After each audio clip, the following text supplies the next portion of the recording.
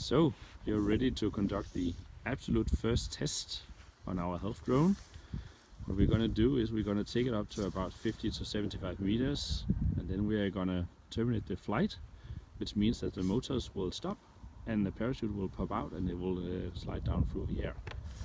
This is if it works okay, and we are certainly not sure.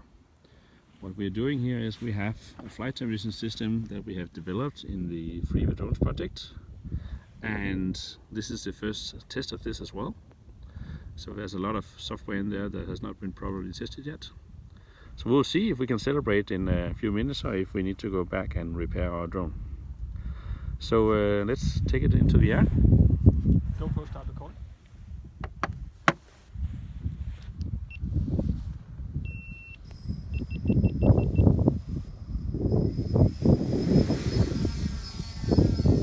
Drone takes off.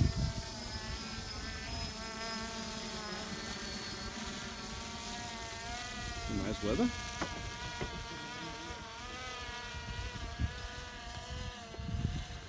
We can see that the RSSI with the connection is about 69. This is good. And it's pretty further ahead because of the wind.